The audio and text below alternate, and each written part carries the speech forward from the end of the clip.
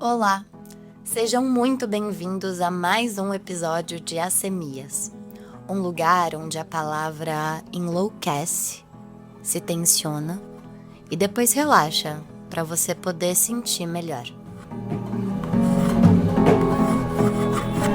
Eu sou Lia Petrelli e há muito tempo eu comecei a pesquisar o silêncio e o ruído.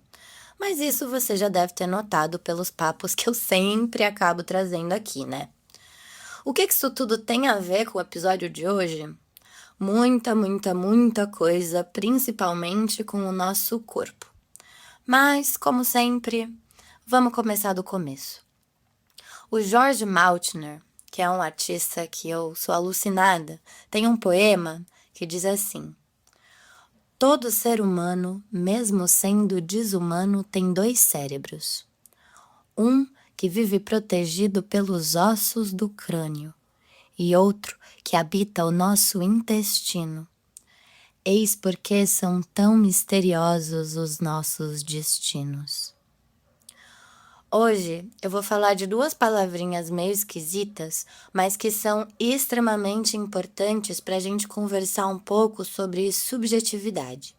Em 2021, eu frequentei o laboratório de pesquisa e experimentação na Escola Livre de Artes Arena da Cultura, lá em Minas Gerais. O curso se chamava Performance e Intervenções, Táticas de Transmissão ou o Sutil Subjétil, a carta. Durante as aulas, lideradas pela bailarina, escritora e artista Paola Rettori, junto com o artista Wilson de Avelar, eu descobri essa palavra mágica, subjétil. O subjétil acabou inclusive se tornando uma das aulas que eu dou no laboratório das múltiplas caligrafias. Em termos muito simples, o subjétil é a superfície que recebe a subjetividade, a base física, o papel, a tela, o muro que recebe a arte. E assim, na arte da performance, a gente acaba entendendo o subjétil como corpo e a subjetividade como a nossa mente. Essa palavrinha mágica aparece nos escritos do Antonin Artaud, especificamente quando o artista analisa as obras do Van Gogh no livro Van Gogh, O Suicidado pela Sociedade, publicado por Artaud em 1947.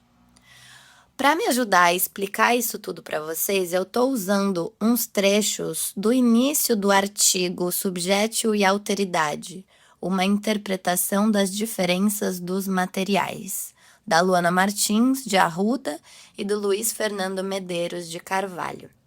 Então, assim, o Artaud usa a palavra subjétil para sintetizar toda uma ação que a crítica dele ficava buscando ali, né? Por subjétil, o artista entendia que, apesar de ser categoricamente uma incisão numa superfície que se torna repetáculo de uma obra, existe ainda um resto que resiste com o seu caráter sem nenhum meio de defesa.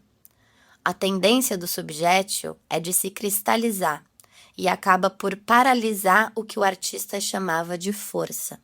Porém, por debaixo de toda a superfície que recebe o rascunho de qualquer coisa, seja um desenho, uma pintura ou uma palavra, reside uma antiforça. E essa antiforça supera a força livre que tende a estabilizar a forma em cima de qualquer superfície.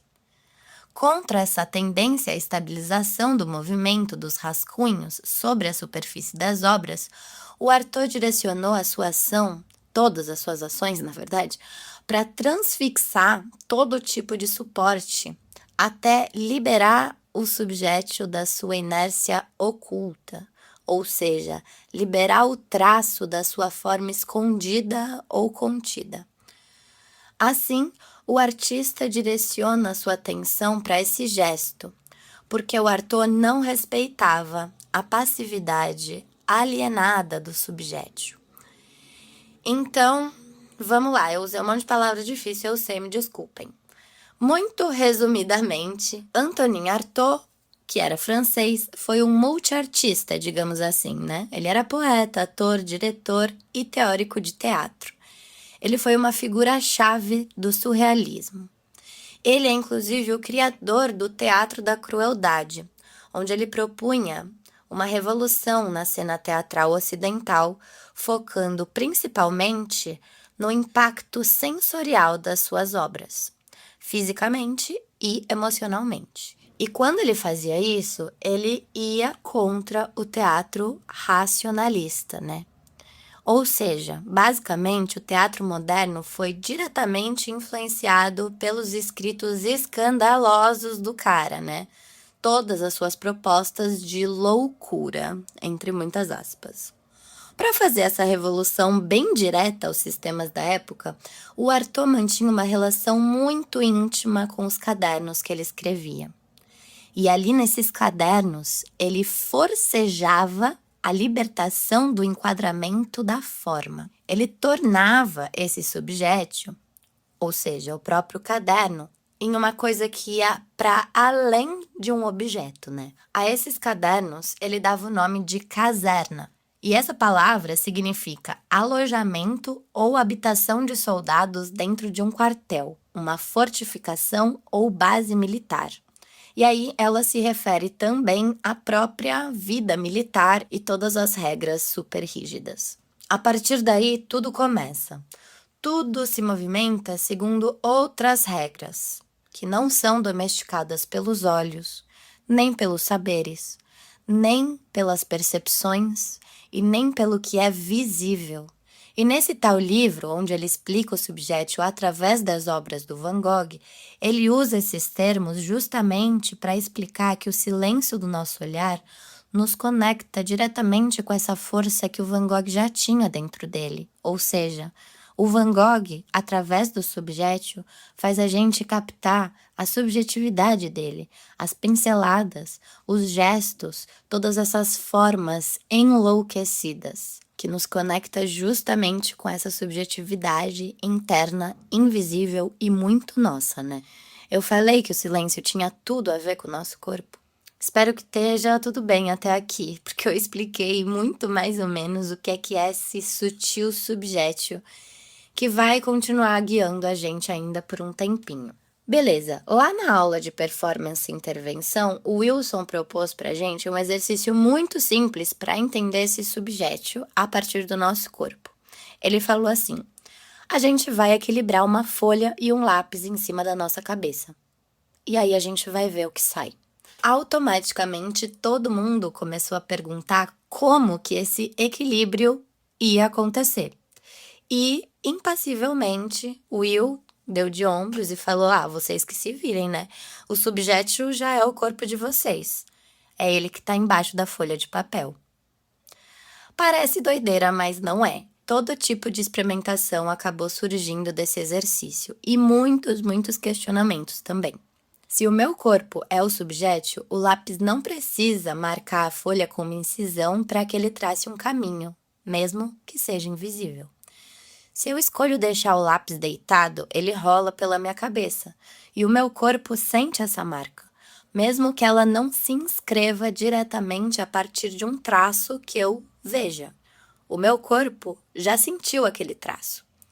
Se eu escolho usar minha mão para segurar o lápis em cima da minha cabeça, fazendo literalmente um traço na minha folha e, consequentemente, no meu corpo, em questão de sentido, o meu corpo se torna simultaneamente o subjétil e a subjetividade.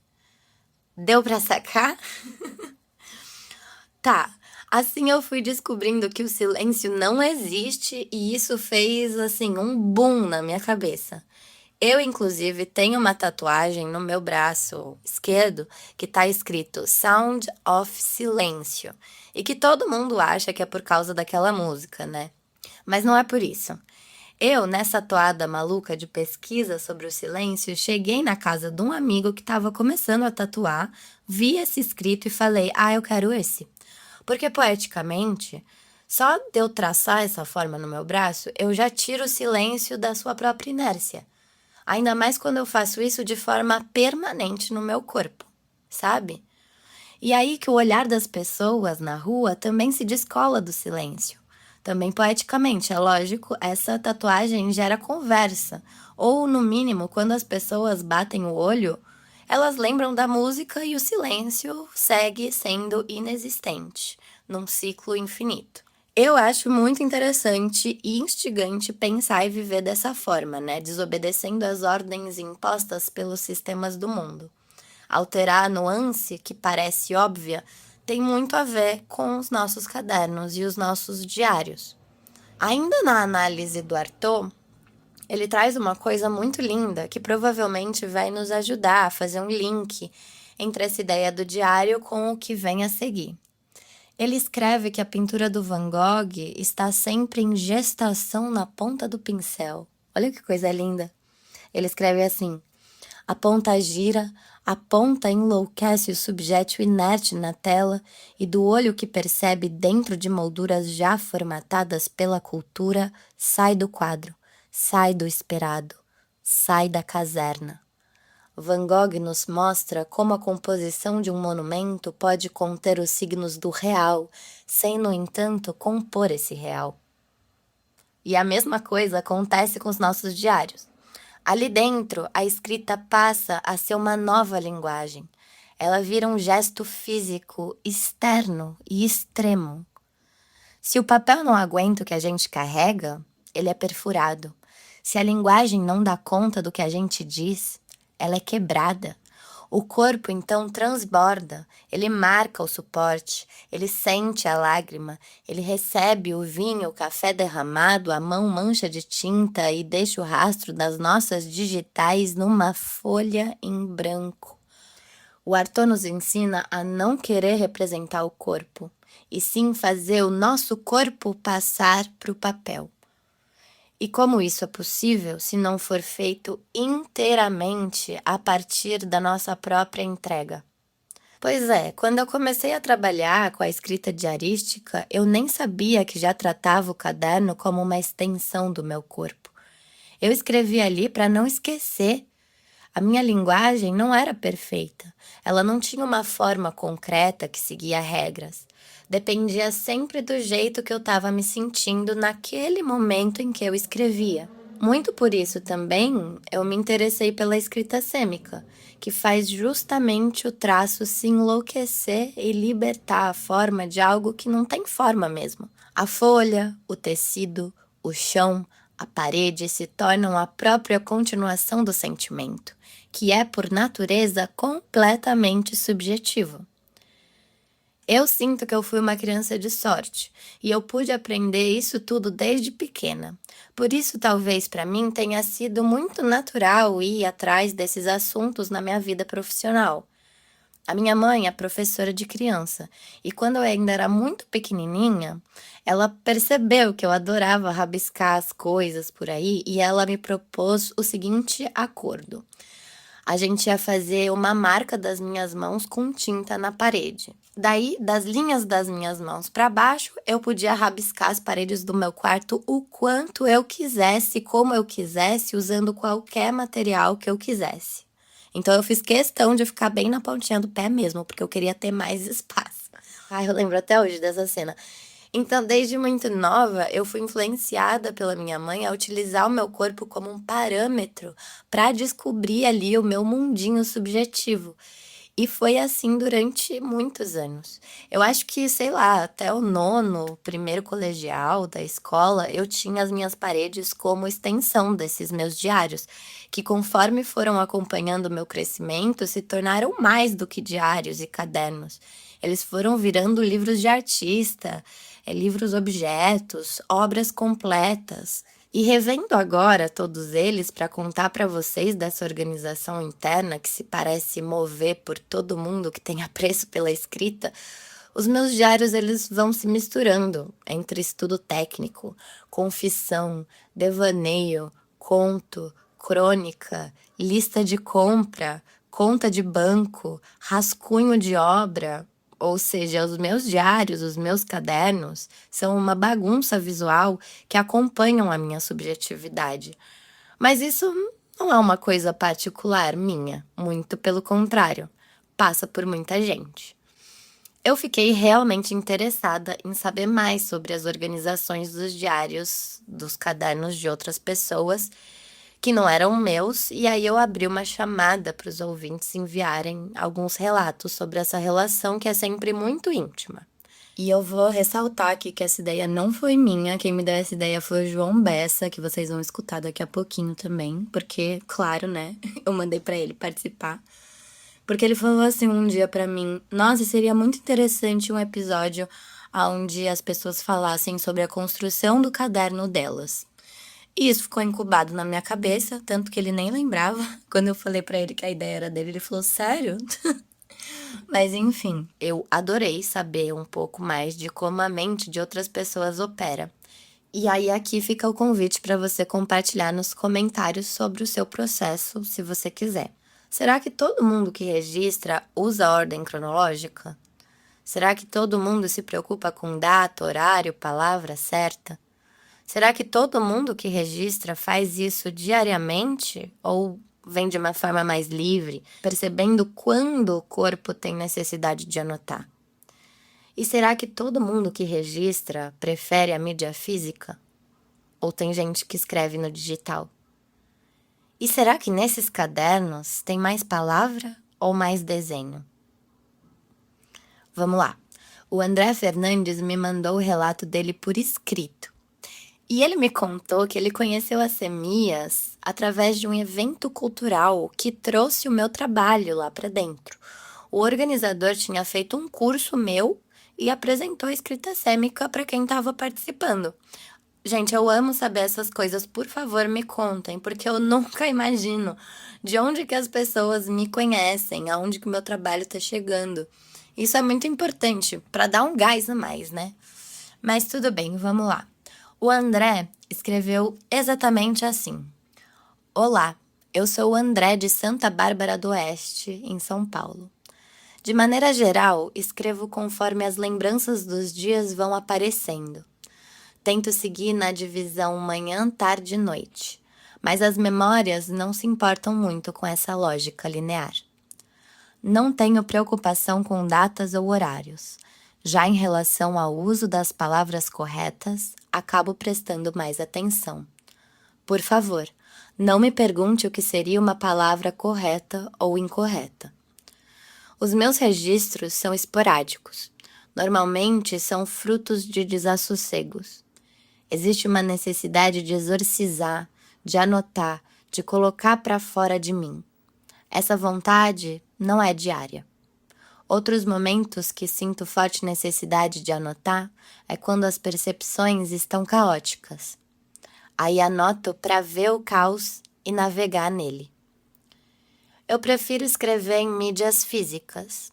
O contato com papel é algo insubstituível.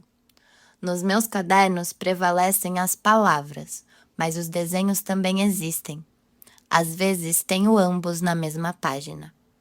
Foi divertido pensar nessas temáticas. Jamais tinha refletido sobre isso antes.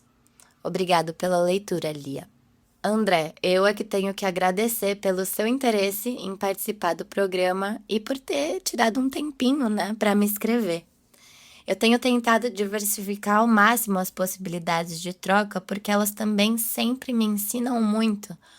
O André escreveu um monte de coisa linda aí, né? Vocês escutaram.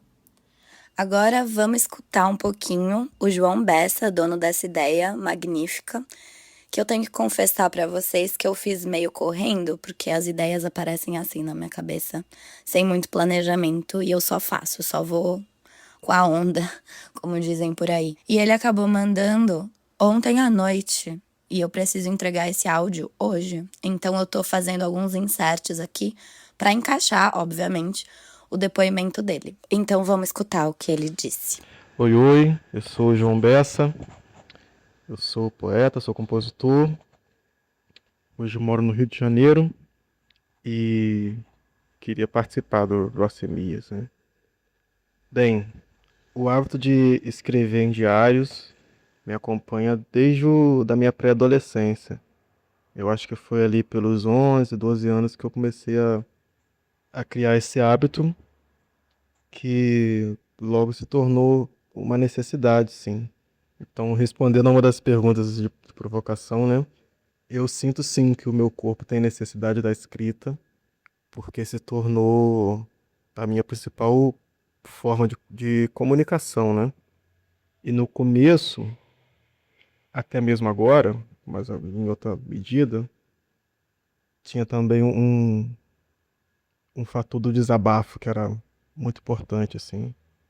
Eu comecei a escrever porque eu sentia que eu precisava desabafar e posteriormente, né, já na vida adulta, eu entendi a importância disso, assim. Até mesmo como registro das minhas emoções anteriores, assim. Então, a escrita para mim é algo profundamente relacionado com as emoções, os sentimentos e os sonhos, as memórias, os desejos e as lembranças. Eu sempre escrevo no papel. Eu já tentei muitas vezes escrever diretamente no computador, mas não me pega muito, não. Eu acho que também tem um detalhe da minha profissão, eu sou jornalista, então minha vida é escrever no computador. E chega uma hora que eu sinto que eu preciso sair dessa, assim, pra poder alcançar uma faceta mais honesta da minha expressão, assim. Acho que eu tenho uma preocupação com o registro dos poemas que eu escrevo. E também das coisas de diário. Não é sempre que eu escrevo diário, assim. Os meus cadernos hoje, nessa altura da vida, são mais registros das criações, assim. E eu gosto muito de escrever a data e também gosto de escrever o local em que eu criei aquilo, né? A cidade. Porque depois que eu fiz 18 anos, eu me mudei da casa dos meus pais, fui morar em outro estado. E desde então passei a ter o hábito de viajar, né? Então eu acho muito bom resgatar textos antigos e ver que aquilo eu escrevi em Belém, aquilo eu escrevi em São Paulo, no Rio, enfim. E é por aí, assim. A escrita me acompanha dessa forma e eu escrevo para tentar entender o que eu sinto. A Letícia Ávila também mandou o relato dela e, como ela não se apresentou, eu apresento. A Letícia é jornalista, ela trabalha com cinema e marketing há 10 anos, ela é escritora também e tá para publicar um livro lindíssimo que, curiosamente, também tem um diário como guia. Minha relação com diários é um tanto estranha, é um mix de sentimentos. Eu amo escrever e amo ter diários desde quando era criança, adolescente principalmente. Eu até dividia um diário com amigas na escola, a gente, esperava por esse momento, cada uma tinha uma agenda e o momento ali que a gente sentava na sala, a gente ficava fazendo essa agenda girar entre 3 pessoas ali, entre 3 mulheres. E cada uma escrevendo alguma coisa que quisesse, a outra ia comentando sobre isso. Então, depois eu continuei, assim como antes também, escrevendo em diário, colocando segredos, né. É meio que a gente entende como lugar ali para desabafar, para tirar tudo de dentro e que ninguém vai ler. Até que eu fui lida, né, invadiram minha privacidade e foi muito difícil para mim. Eu não escrevi mais, eu larguei esse diário porque eu escrevi coisas que eu não queria compartilhar mesmo, e no caso a minha mãe leu, então, eh, foi muito difícil, eu parei de escrever naquele diário e parei de escrever em diários. Em outro momento, assim, conforme eu fui crescendo, eu fui tentando escrever livros que não conseguia concluir, até um momento que também sofri uma opressão ali, né, com uma chefe minha no estágio de jornalismo que eu estava fazendo, que me disse que eu não sabia escrever, isso me fez parar. Então, assim, o diário para mim, né, focando no diário, mas a escrita, foi eu sofri tentativas de silenciamento muito fortes. E o triste foi que vieram principalmente de mulheres.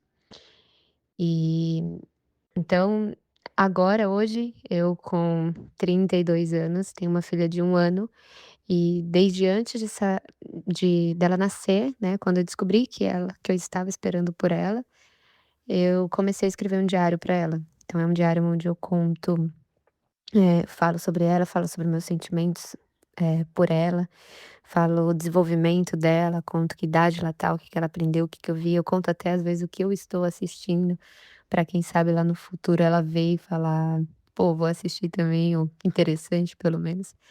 E vou incentivá-la muito a escrever, eh, e escrever e dando o espaço dela, que eu não tive, né, não fui respeitada.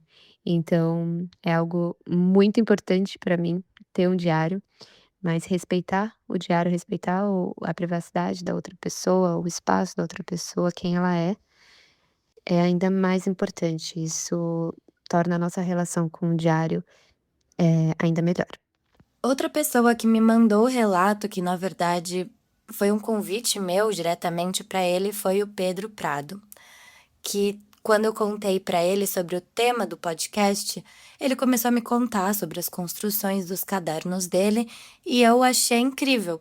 Então eu pedi para ele me mandar um áudio. E aí ele explicou assim detalhadamente. Olha só. Bom, vamos lá.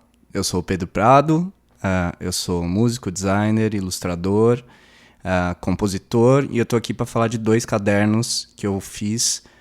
Um que eu comecei no final de 2012 e acabei no final de 2014, e outro que eu comecei em 2021 e terminei só esse ano, no começo do ano. O primeiro caderno, ele surgiu como um diário de sonhos, mas também tá cheio de ilustração, que eu desenhava bastante na época, continuo desenhando, né? E o segundo caderno, ele é mais focado em música, então são letras de músicas, textos livres, rascunhos, setlists de shows, cifras, alguns rascunhos também de coisas, elementos para capas de singles e discos, né? Eles são meio bagunçados, né? Mas o primeiro caderno ele tinha um compromisso maior de ser um registro diário, né? Eu tava lendo alguns livros do Jack Kerouac e daí eu caí no livro dos sonhos dele, que ele relata os sonhos dele de uma forma bem abstrata, assim, e eu sempre curti surrealismo, psicodelia nas artes visuais, só que eu não tinha tentado isso ainda na escrita, né? Então foi um exercício de todo dia acordar, pular para a folha sulfite, tentar lembrar dos sonhos escrevendo palavras-chave, ligando elas com setas, e aí ir para esse caderninho e registrar da forma mais rápida possível esses sonhos. E aí eu fui vendo que essa linguagem foi se desenvolvendo, eu ganhei muita fluidez na escrita, mas eu não tinha muita experiência na escrita, então foi uma tentativa mesmo, né? Eu gosto bastante porque eu acho que foi uma coisa que me ajudou a me conhecer como pessoa, a conhecer minhas aflições, as imagens que a minha mente gera, e me deu também, posteriormente, a veia para eu conseguir escrever as músicas que hoje em dia eu faço, porque tem muito a ver com cenários, né? Com paisagens e imagens, e muito ligado ao onírico e ao emocional, né? E no segundo caderno, então, não tem muito uma ordem cronológica, não era todo dia que eu pegava para escrever, mas sempre que eu estava me sentindo inspirado, eu pegava e anotava uma frase que às vezes acabava virando uma letra, o repertório dos shows. Aí sobre registro de data, de horário, de ortografia, o meu segundo caderno eu tentei manter um registro muito maior, não muito estrito assim, mas eu tentei realmente colocar as datas do que eu escrevia mais por um teor de documentação, porque o primeiro eu não fiz isso e eu acabei me arrependendo um pouco. Eu queria saber quando foi que eu tinha escrito aquelas coisas. Eu tenho uma noção de uma janela de tempo, mas eu não tenho ano por ano, dia por dia, né? E eu acho que é interessante a gente ver como é que a escolha de palavras, da forma, das temáticas e do traço da nossa escrita vai mudando ao longo dos anos, né? No primeiro diário eu estava começando a investigar uma veia de escritor, assim, então tem muito erro de ortografia, tem gerundismo, tem redundância, mas aí é um pouco fruto de tentar escrever da forma mais rápida e objetiva possível os sonhos, sem me preocupar muito com o juízo de valor. Eu só queria ver onde que ia dar, sabe? Já no segundo ele já é muito mais... Tem datas por causa das datas de show e tal, que eu queria lembrar. Tem datas também nas letras, desde os rascunhos da letra até depois eu refaço a letra, a caneta, né? E coloco a data final onde eu sinto que eu finalizei essa letra mesmo. O segundo caderno é um pouco mais documentado nesse sentido de datas. Esse segundo caderno, tive um preciosismo e um capricho com ele, que eu só queria escrever nele quando eu me sentisse realmente inspirado, quando eu quisesse realmente falar alguma coisa, né? Mas o que eu acho legal dele é que, diferente do primeiro, ele é muito mais aberto a colaborações, então tem bilhetes de amigos, tem um esboço de Caretice, do Sabiás, que é um single que a gente lançou esse ano, com a caligrafia da Julia Benford. Então isso é bem legal de ver também, esse teor colaborativo, né, que eu acho que a música tem. E já no primeiro, o caderno era uma coisa muito pessoal, com uma letra muito miudinha, porque eu tava até com um pouco de vergonha das coisas que eu tava sonhando. Os sonhos são esquisitos, né? E esse exercício de botar esses sonhos no papel, ele transformou minha letra muito pequena, porque eu acho que era uma coisa muito íntima minha. E já no segundo caderno, a letra, ela tinha que ser mais legível, né? Porque eu precisava estar tocando violão ali e consultar. O traço da grafia mudou muito mesmo, assim. Eu vejo que eu escrevi esse segundo caderno com um pulso muito mais firme, eu tinha mais certeza das coisas do que no primeiro caderno, onde eu não tinha certeza de nada. Eu só estava tentando capturar aquelas imagens que estavam nos meus sonhos e passar para o papel da melhor forma que eu pudesse. Mas, ao mesmo tempo, eu vejo uma relação muito grande do primeiro caderno para o segundo, porque, como eu disse, né, as imagens oníricas, abstratas e como aquilo estava me fazendo me sentir nos meus sonhos, acabou virando um assunto muito recorrente nas minhas letras, onde eu me utilizo de paisagens, de imagens para tentar descrever como eu me sinto em uma certa época da vida ou em relação a uma situação específica, né? Virou um artifício que eu vejo que veio desse primeiro caderno, desse registro dos sonhos, né? E os desenhos eu fiz a maioria com caneta nanquim, a maioria preto e branco. Geralmente eu começo eles a lápis e depois que eu tô um pouco mais certo do formato que eles vão ter, eu apago e passo por cima a caneta, e tudo que eu crio na minha vida começa com o papel e o lápis ou a caneta, mas geralmente com o lápis. Então, todo começo de ideia, todo rascunho, para mim ele nasce no analógico ao invés do digital. Eu até tenho um aplicativo de tomar notas no celular, mas é muito em última circunstância que eu uso ele. Geralmente é uma frase, assim, não flui para mim como no papel. Eu tenho uma relação com o traço, principalmente pelo desenho. Eu desenho desde muito pequeno. Então eu criei uma intimidade com o papel e o lápis que eu levo até hoje em dia. Mesmo em trabalhos voltados para publicidade, quando é uma ilustração, eu começo ela no papel. Seja na folha sulfite, seja num caderno. Todas as minhas letras começam nesse caderno aí que eu tô colocando as fotos. Então, assim, para mim é uma plataforma que pode vir desde a ideia inicial até a ideia finalizada no papel, no caderno. Em outros casos, dependendo do fim, né, da obra, acaba passando pro digital, né? Então, por exemplo, ilustrações para publicidade, para adesivação de avião ou pintura de avião, né, que eu trabalho com isso, acaba depois passando pro digital. E aí, no caso das músicas, elas acabam também indo pro digital, né? Seja nas plataformas de streaming ou no YouTube, com um vídeo, né? O produto final acaba indo pro digital. Esses últimos tempos eu tive a chance de gravar no analógico, também no estúdio de um amigo meu, direto na fita magnética. E foi bem legal, né? Porque você não tem como ficar se editando muito ou refazendo muitos takes.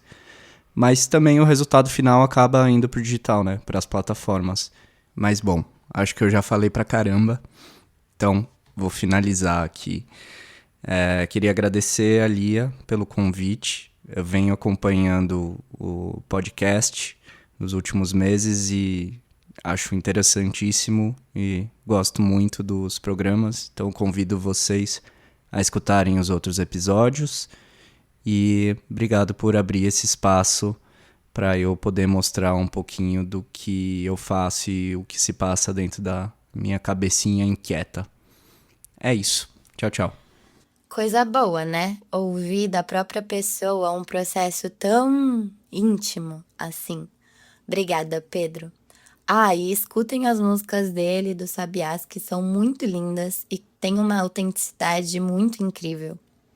Bom, uma das coisas que eu planejei trazer para esse episódio para ilustrar ainda mais literalmente esse tema é a construção invisível do nosso corpo como um todo. E os relatos que vocês ouviram falam sobre isso, inclusive. O André, quando diz sobre os momentos caóticos e a forte necessidade de anotar e navegar no caos. O Bessa, quando diz que o corpo dele tem a necessidade da escrita, o fator do desabafo, os desejos, as memórias, as lembranças, e que quando ele escreve, a mão dele encontra uma faceta mais honesta da expressão. A Letícia, quando diz que é um mix de sentimento, um lugar de segredos e como hoje ela constrói um diário para outra pessoinha, né? Para a filha dela. Quem me dera ter tido algo assim. Mas principalmente quando ela diz sobre o diário como um espaço íntimo de cada um.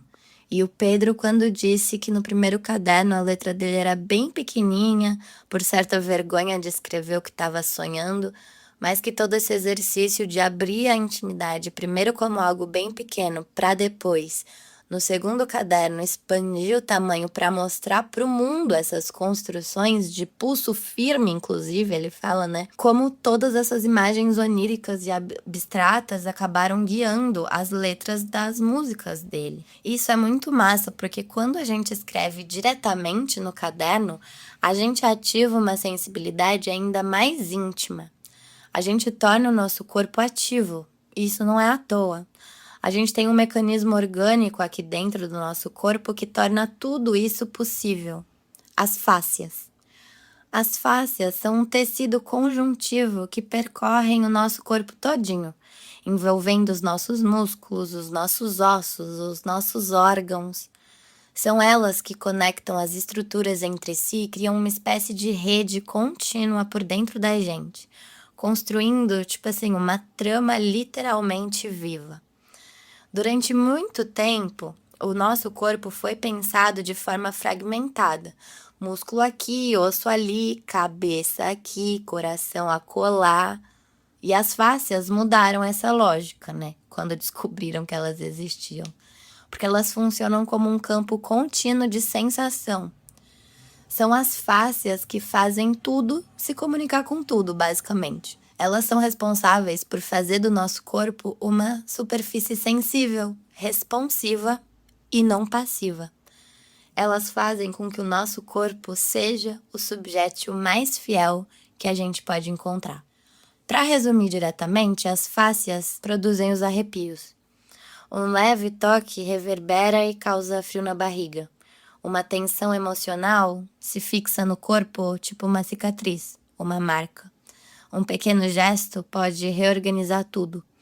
São as fáscias que fazem com que o nosso corpo deixe de ser mecânico e passe a ser sensível e relacional.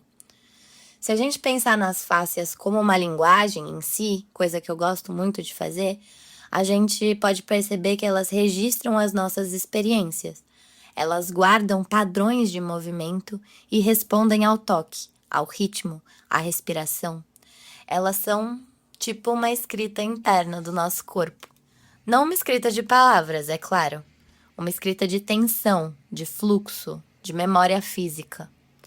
Acho que deu para perceber como eu amarrei tudo isso, né? Se o subjétil é o suporte que reage, as fáscias fazem com que o nosso corpo seja o suporte que também reage. Dá para pensar assim, ó. Os cadernos e os diários são subjetos que furam, rasgam e respondem. O corpo é um subjétil que tensiona, endurece vibra, cede e responde. Nenhum dos dois é um suporte neutro, e os dois lugares são campos de inscrição. O corpo não escreve sobre o mundo, ele escreve em si mesmo. O caderno não recebe o nosso mundo, ele acompanha o nosso movimento. Tanto as fáscias quanto as folhas em branco são profundamente ligadas ao movimento. As duas deslizam, aderem, se hidratam, se reorganizam com o gesto poético. Uma registra e a outra responde. E com a prática da escrita posta assim de forma tão íntima, esses dois lugares vão se mesclando e aprofundando ainda mais a nossa vivência subjetiva para tornar cada um de nós um universo muito único. Então, para fechar esse episódio, eu escolhi 3 poemas, me desculpem, não consegui escolher só um. Poemas que eu gosto muito, que sintetizam toda essa falação interminável de forma bem certeira. Para começar, eu vou ler um poema que chama O Monólogo das Mãos. Eu conheci esse poema através de um vídeo lindo que o Silvério Pereira fez nas redes sociais. E aí eu fui atrás para conhecer mais. E aí eu vi uma outra declamação da Bibi Ferreira, que foi da onde ele tirou esse poema. O original é diferente, mas eu meio que transcrevi o que a Bibi Ferreira falou. Que é sempre dentro de um improviso, né, gente? A gente conhece os atores. Então, vamos lá. É assim. Mão é uma coisa muito atrapalhada, muito difícil. Por exemplo, as mãos de Maria Antonieta, ao receber o beijo de Mirabeau, salvou o trono da França e apagou a auréola do famoso revolucionário. Múcio Cévola queimou a mão que, por engano, não matou Porcena. Foi com as mãos que Jesus amparou Madalena. As mãos dos Césares romanos decidiram a sorte dos gladiadores vencidos na arena, e Pilatos lavou as mãos para limpar a consciência. Foi com as mãos que Judas pôs ao pescoço o laço que outros Judas não encontraram. As mãos, assim, acariciam o corpo do ser amado, trazendo cada vez mais perto o amor e o sexo, usando todos os dedos das duas mãos. Mas, de repente, pode se transformar em repulsa, horror, terror, pavor, e sendo agredida, se defendem? Não, por favor. Quem? Eu? Eu? Culpa? Minha culpa? Minha máxima culpa. Eu juro. Em nome do Pai, do Filho e do Espírito Santo. Fechada e levantada representa força, poder, opinião. Suave como uma bailarina, ela desliza, valseia, dança. Ela medica as chagas, ela enxuga as lágrimas alheias e também as suas, escondendo por dentro da vergonha da mais profunda solidão, da total incapacidade de amar. Mas também com as mãos atira-se um beijo ou uma pedra, uma flor ou uma granada, uma esmola ou uma bomba. Com as mãos, o agricultor semeia e o anarquista incendeia. Com as mãos, construímos os salva-vidas e os canhões, os remédios e os venenos, os bálsamos e os instrumentos de tortura, a arma que fere e o bisturi que salva. Com as mãos, o herói empunha a espada e o carrasco a corda. Com as mãos, tapamos os olhos para não ver e é justamente com elas que protegemos as vistas para ver melhor. Os olhos dos cegos são as mãos e os mudos falam com as mãos. As mãos na agulheta do submarino levam o homem para o fundo como os peixes. No volante da aeronave atiram-nos para as alturas como os pássaros. O homem, para pedir a criatura amada em casamento, pede a mão. Agora, um aperto de mãos pode ser o maior pacto de amizade de uma vida inteira. O autor lembra que a mão foi o primeiro prato para o alimento e o primeiro copo para a bebida, a primeira almofada para repousar a cabeça, a primeira arma e a primeira linguagem. Esfregando 2 ramos, conseguiram-se as chamas. E nos dois extremos da vida, quando nascemos para o mundo ou quando partimos para sempre, ainda são as mãos que prevalecem. Porque quando nascemos, para nos levar à carícia do primeiro beijo, são as mãos maternas que nos seguram o corpo pequenino. E no fim da vida, quando os olhos fecham e o coração para e o corpo gela e os sentidos desaparecem, são as mãos, ainda brancas de cera, que continuam na morte as funções da vida. E as mãos dos amigos nos conduzem, e as mãos dos coveiros nos enterram. Agora, o outro poema que também ilustra lindamente isso tudo que eu estava falando para vocês é o poema Tocada, da Ana Vitória Almeida. Ele é assim. Ele queria que eu só tivesse sido tocada por ele. Mal sabe ele, mas tudo me toca. Então isso seria impossível.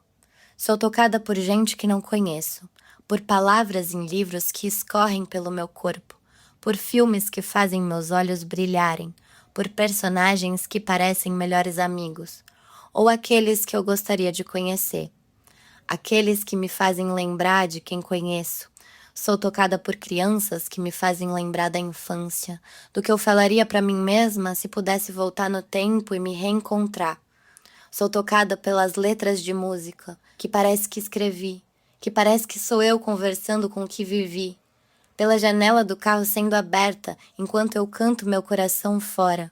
Sou tocada pelo meu passado, que parece comigo não importa qual estado. Posso tentar fugir, mas ele vem lado a lado, de mãos dadas comigo, porque tudo me toca. Também já fui espancada pela vida, pois tudo vem com tamanha rapidez, que me atropela, que me atormenta, mas me encanta. É uma contradição instantânea.